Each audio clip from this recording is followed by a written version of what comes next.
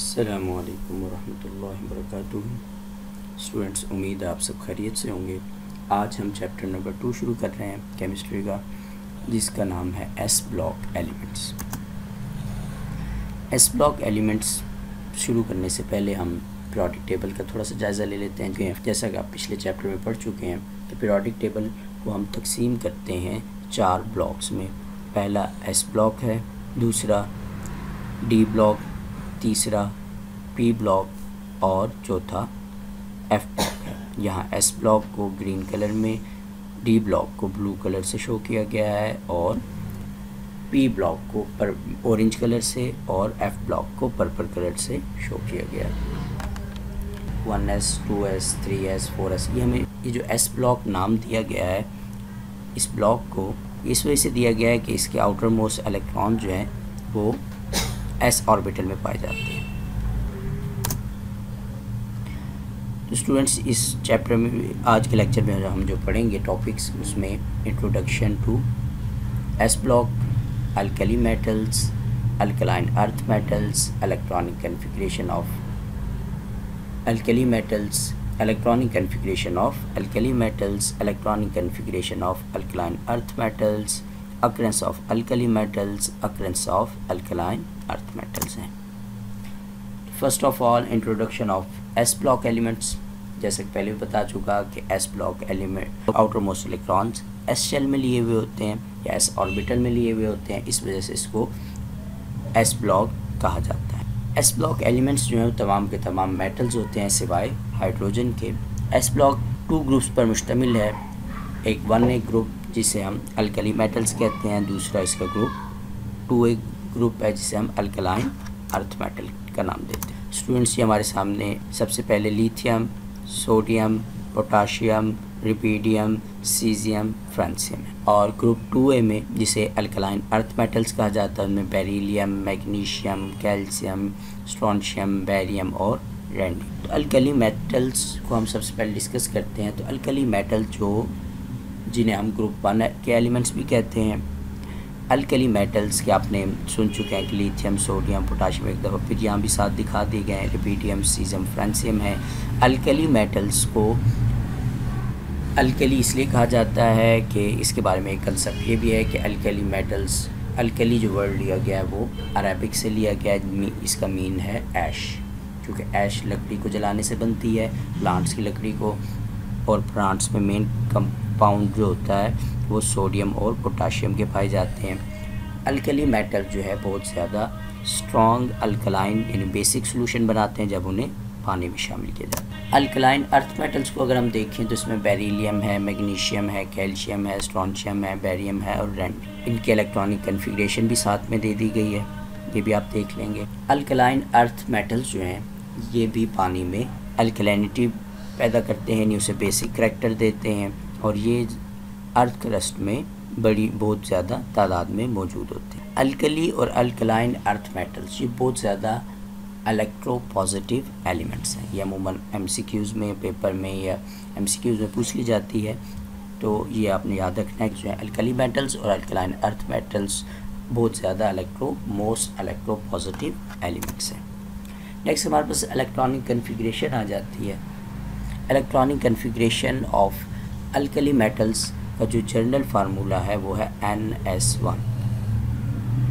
वो क्या है? NS1 है, ठीक है। और N जो है इसमें ऑक्यूपाइड प्रिंसिपल एनर्जी लेवल को शो कर रहा है। इसकी एग्जांपल हम देखते हैं कि कैसे इसकी इलेक्ट्रॉनिक कन्फिगरेशन की जाती है। सबसे पहले हमारे पास लिथियम है। लिथियम की जब का एटॉमिक नंबर है 3, इसके इलेक्ट्रॉनिक कन्फिगरेशन हम करेंगे तो ये 1s2 2s1 होगी। 3 इलेक्ट्रॉन्स को हमने डिस्ट्रीब्यूट कर दिया, 1s में 2 आ गए और 2s में 1 इलेक्ट्रॉन आ गए। और नेक्स्ट अगर हम देखें सोडियम है, सोडियम का electronic configuration 1s2 2s2 2p6 और 3s1 से की जा गई है। रिबीडियम को हम देखें तो रिबीडियम को हम डिवाइड करते हैं इलेक्ट्रॉनिक कन्फिगरेशन के दौरान 1s2 2s2 2p6 3s2 3p6 4s2 3d10 4p6 5s1। इसका भी वैलेंस इलेक्ट्रॉन है वो इसके s ऑर्बिटल में पाया जाता है।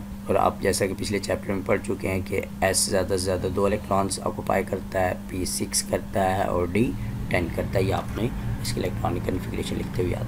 अल्कली मेटल्स के आउटर मोस्ट शेल में या ऑर्बिटल में एक इलेक्ट्रॉन पाया जाता है और ये इजीली इसको लूज़ करता है और आयन बनाता है, जिसे मोनोपॉजिटिव आयन कहा जाता है। ये क्यों होता है? ये इस वजह से होता है कि इनकी आयनाइजेशन एनर्जी जो है बहुत कम हो। ये अल्कली मेटल्स आयोनिक कंपाउंड्स बनाते हैं और इनकी ऑक्सीडेशन स्टेट जो है +1। ये आपने याद रखना, ये MCQs में चीज़ें पूछी जाती हैं, ऑक्सीडेशन स्टेट वगैरह। अच्छा, electronic configuration of alkaline earth metals पर अब हम आ गए हैं।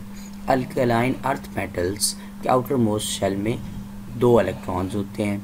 इसकी इलेक्ट्रॉनिक कन्फिग्रेशन की बात करें तो जनरल जो इसकी इलेक्ट्रॉनिक कन्फिग्रेशन वो है NS2। जैसे पहले मैं आपको बता चुका कि 2 जो है आउटर मोस्ट इलेक्ट्रॉन्स को शो कर रहे हैं और N इसके energy occupied highest energy level को शो कर रहा है। इसके एग्जांपल्स में हम देख रहे हैं बेरिलियम है जिसका एटॉमिक नंबर 4 है, तो इसकी इलेक्ट्रॉनिक कन्फिग्रेशन 1s2 और 2s2 से की गई है। अब स्ट्रोंशियम है तो इसकी इलेक्ट्रॉनिक कन्फिग्रेशन 1s2, 2s2 और 2p6 से की गई है, और 3s2, 3p6, 4s2, 3d10, 4p6, 5s2 इसके आउटर मोस्ट शेल में या आउटर मोस्ट ऑर्बिटल S में 2 इलेक्ट्रॉन्स पाए जाते हैं। अल्कलाइन अर्थ मेटल्स ये आउटर मोस्ट शेल में 2 इलेक्ट्रॉन रखते हैं और जब ये दोनों इलेक्ट्रॉन इजीली लूज़ करते हैं और ये जब आयोनिक फॉर्म में आते हैं तो ये डाई पॉजिटिव आयन बनाते हैं, और ये भी इसी वजह से होता है कि इसकी आयोनाइजेशन एनर्जी जो है वो कम होती है। ये भी आयोनिक कंपाउंड्स बनाते हैं जैसा कि अल्कली मेटल्स बनाते हैं, और इसकी जो ऑक्सीडेशन स्टेट है वो +2 होती है। ये आपने याद रखना है कि alkaline earth metals oxidation state 2 रखते हैं, जबकि अल्कली मेटल्स ऑक्सीडेशन स्टेट 1 रखते हैं, और अल्कलाइन अर्थ मेटल्स की ऑक्सीडेशन स्टेट 2 होती है। आगे हम बात करते हैं इसके अक्रंस की।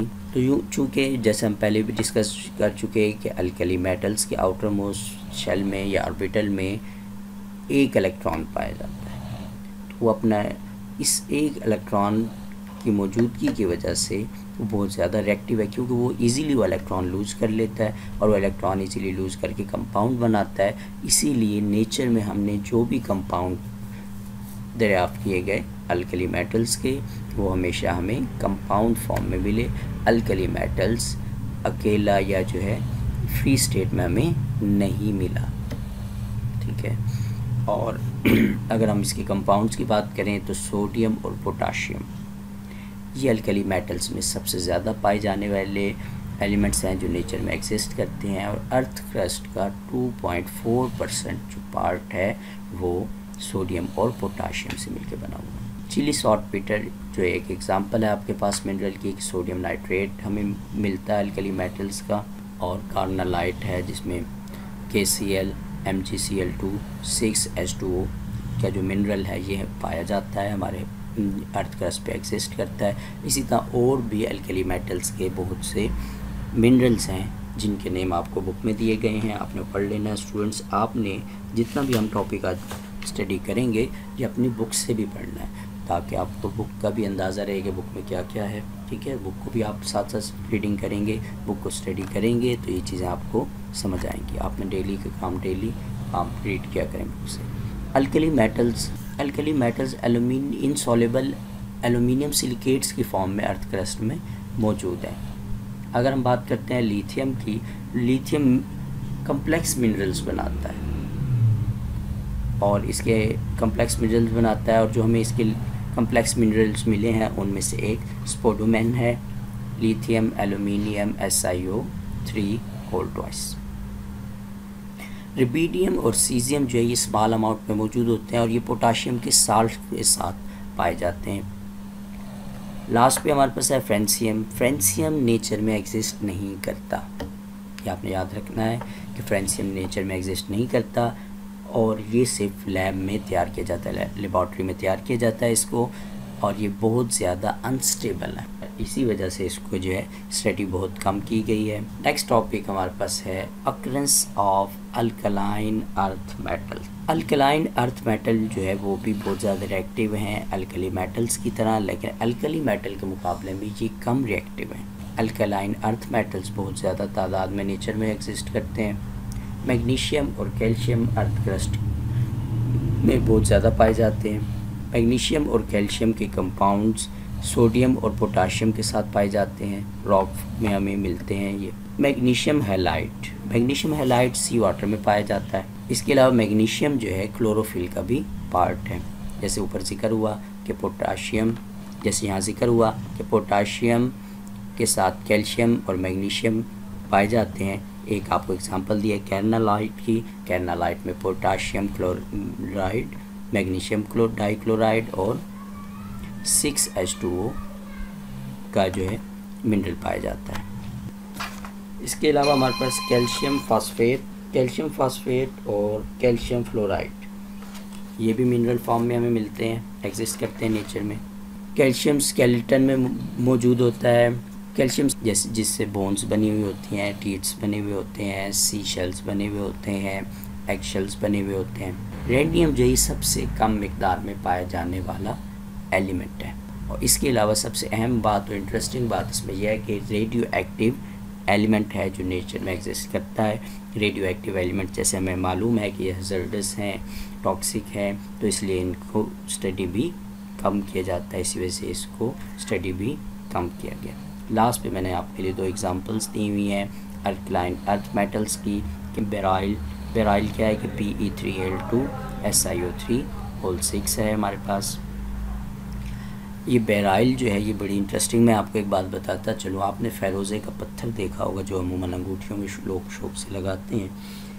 ये जो फ़ेरोज़े का पत्थर है इसका जो नेम है, मिनरल है, उसको बेराइल कहा जाता है। और ये आपके सामने इसका केमिकल फार्मूला भी है कि Pe3Al2 SiO3।